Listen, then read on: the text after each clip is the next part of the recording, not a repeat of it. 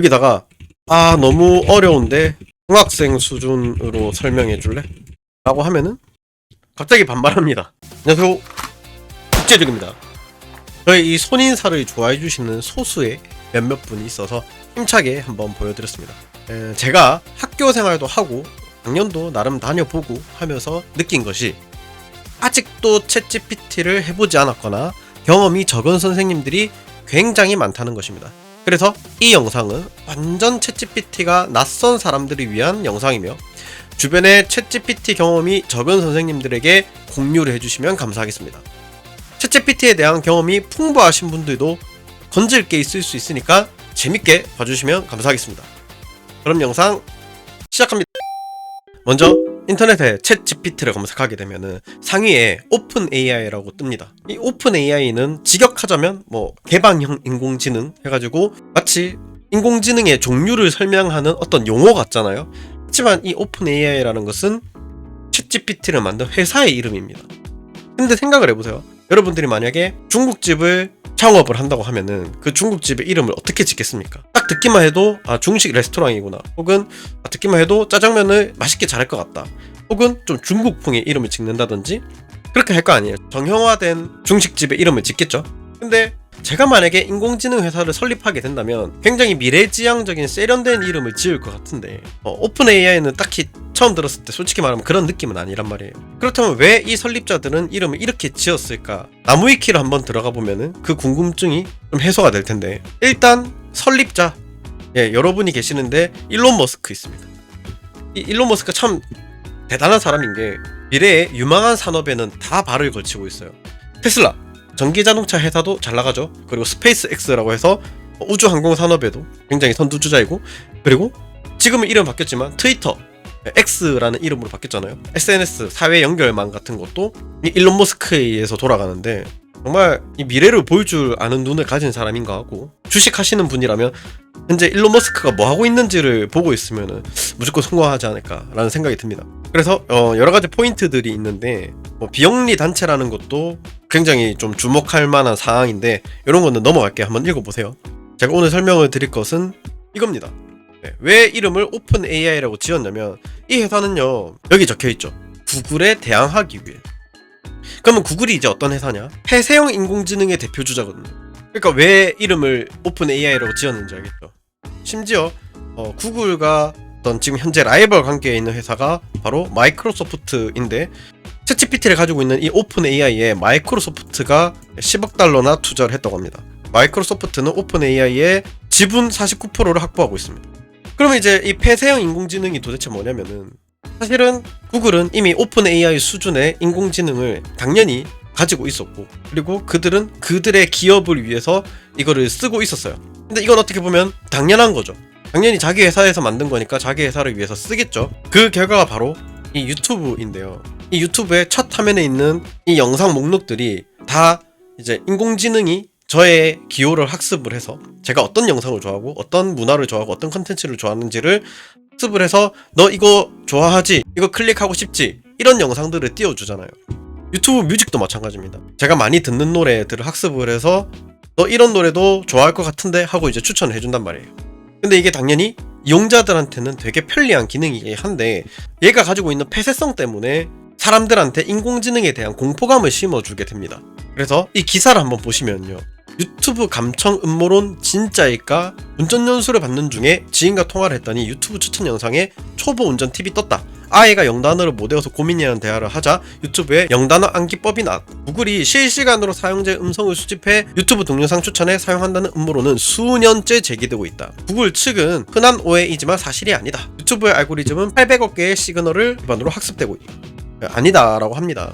그래서 이 기자분 두 분께서 실험을 해봤다고 합니다. 하루에 5분가량 특정 단어를 주제로 계속 대화를 했다고 합니다. 스마트폰 옆에서 팥빙수와 바비 인형을 주제로 평소에 말해본 적 없는 단어를 주로 이제 사용을 했고요. 그리고 실험의 정확성을 위해서 계정을 아예 새로 만들고, 자, 그러나 팥빙수와 바비 인형에 대한 이야기를 아무리 많이 해도, 심지어 대화 녹음을 저장도 하고, 그리고 관련한 주제로 통화도 해봤는데 연관된 영상이 뜨진 않았다. 그러니까 도청한다라는 사실은 음모다라는 게 이 기사의 결론인데, 그럼에도 불구하고 사람들은 그런 공교로운 상황들이 계속 겹치다 보니까 음모론이 나오는 거죠. 나의 휴대폰이 나의 대화를 엿듣고 있다라는. 어쨌든 구글의 폐쇄적인 인공지능 활용 때문에 사람들한테는 공포감이 심어졌고, 오픈 AI라는 이 회사는 사람들의 이러한 감정을 이제 역이용한 거죠. 우리의 인공지능은 개방되어 있고 투명하다. 그리고 마음껏 써라. 우리 인공지능은 우리 모두의 것이다. 해가지고 이 챗GPT가 나왔습니다. 누구나 쓸 수 있고, 물론 결제를 해야 되지만 무료 버전으로도 충분히 고성능의 인공지능을 쓸 수 있죠. 자, 그래서 처음에 챗GPT에 들어와서 로그인 하시면은 아마 3.5 버전을 쓸 수 있는 상황일 겁니다.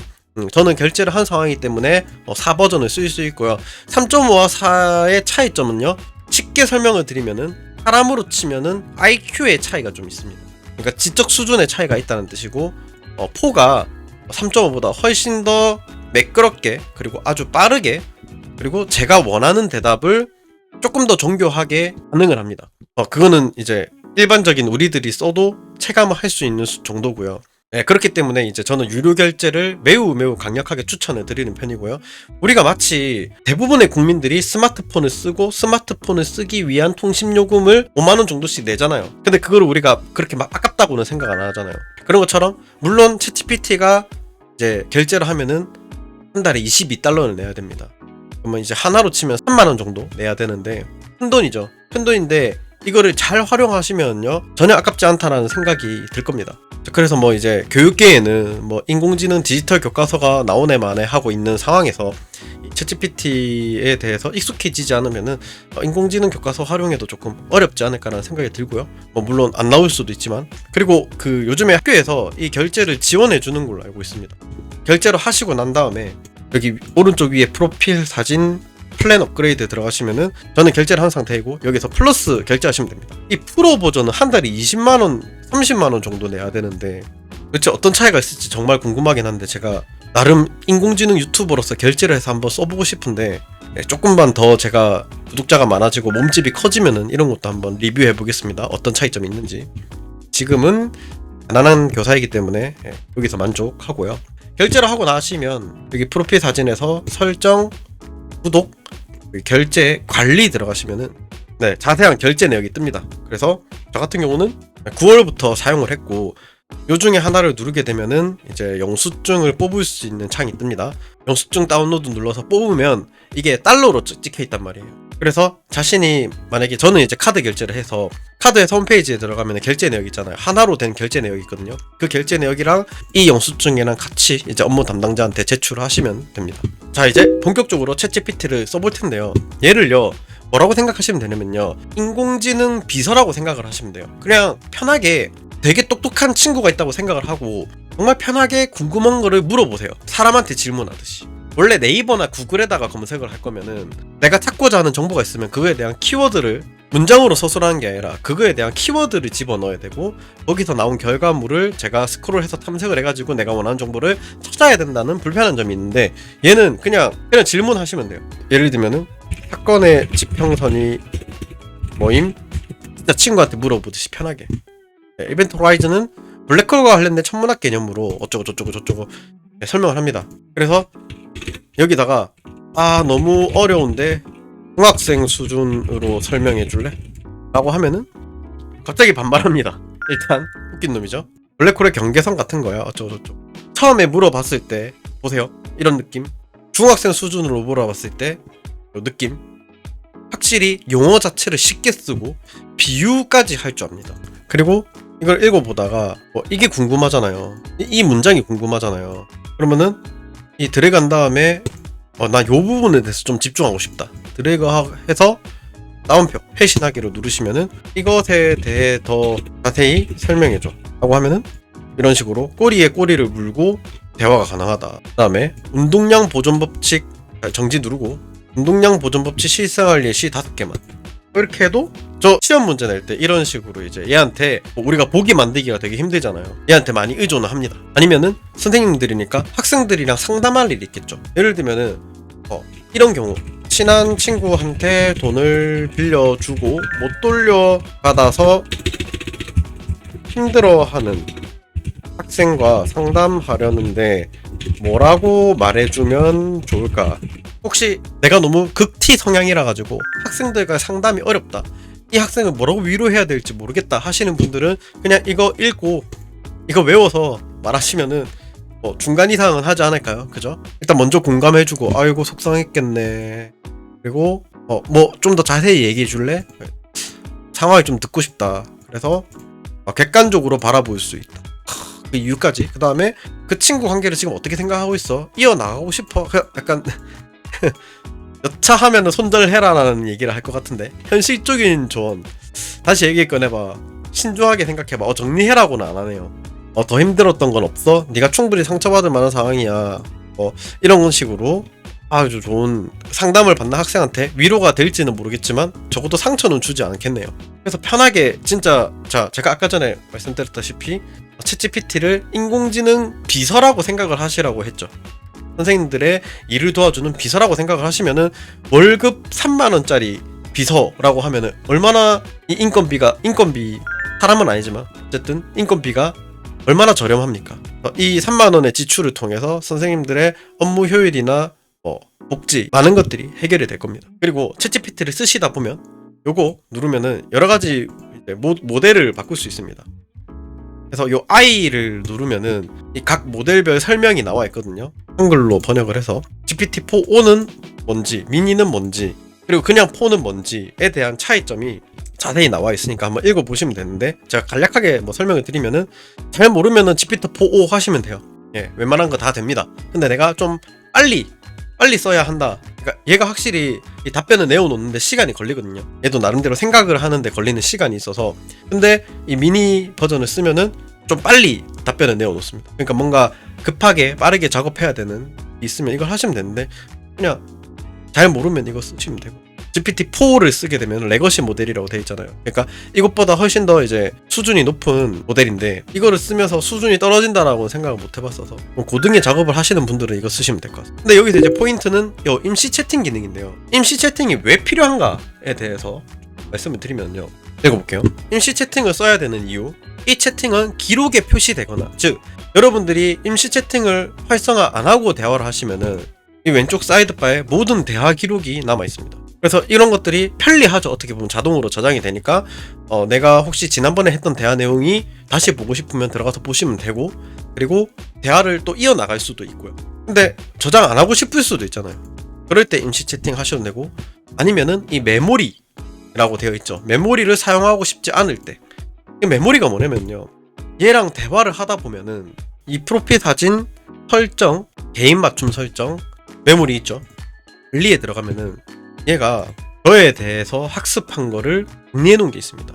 그러니까 제가 이걸 챗GPT를 많이 썼잖아요. 많이 쓰고 대화를 통해서 제가 어떤 사람인지 유추가 가능하잖아요. 예를 들면 제가 생기부에 대한 이야기하고 학교 폭력에 대한 이야기하고 아니면 시험 문제 같은 거 만들 때 도움 받고 이러다 보면은 이 사람이 교사구나 라는 거는 파악이 될 거 아니에요. 읽어보면은 분필인 거 파악이 됐고, 그리고 육지의 적이라는 유튜브 채널 운영하고 있다는 것도 제가 워낙 컨텐츠 아이디어 잘 안 떠오를 때 얘한테 많이 물어보거든요.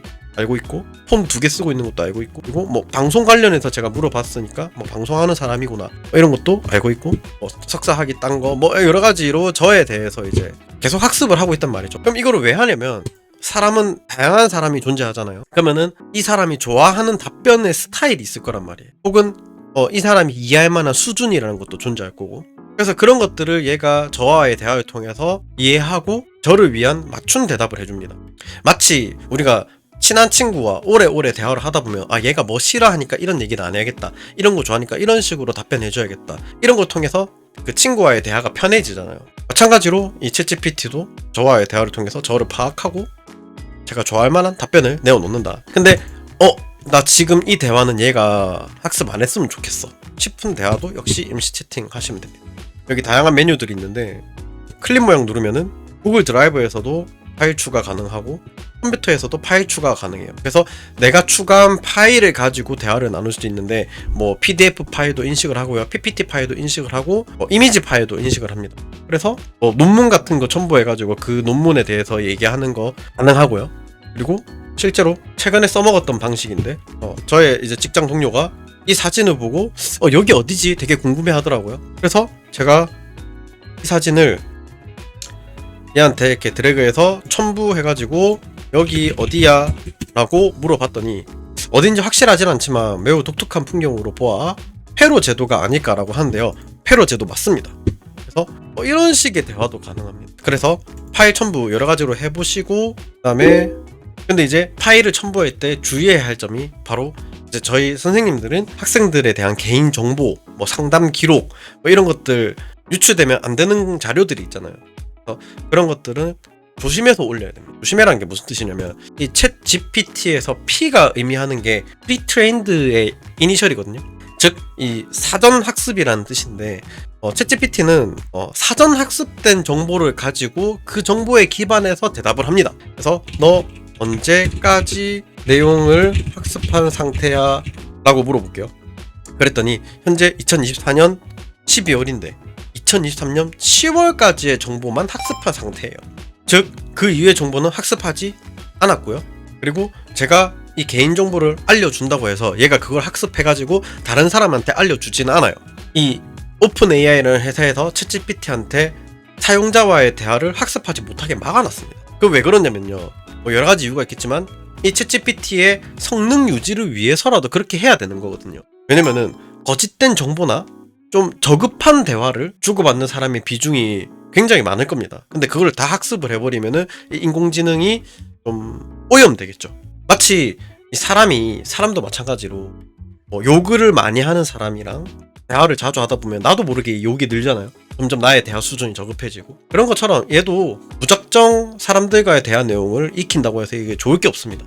그래서 이 오픈 AI라는 회사의 지론상 대중들한테 공포감을 심어주면 안 되니까 그걸 학습해가지고 다른 데다 얘기하고 이러면은 이 회사에 대한 신뢰도가 많이 떨어지겠죠.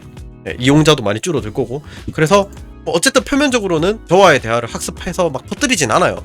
그러나 조심할 필요는 있겠죠, 저희가. 그래서 혹시 뭐 올릴 일 있으면은 뭐 이름 같은 거 삭제를 한다든지. 심지어 이제 회사들, 특히 대기업들에서는 참 이 아이러니하게도 챗GPT를 못 쓰게 막아놓은 데도 많다고 합니다. 어쨌든 교사들은 개인정보를 많이 접할 수 있는 만큼 챗GPT 사용에 좀 주의를 기할 필요는 있습니다. 자, 그래서 뭐 오늘 내용은 여기까지고요.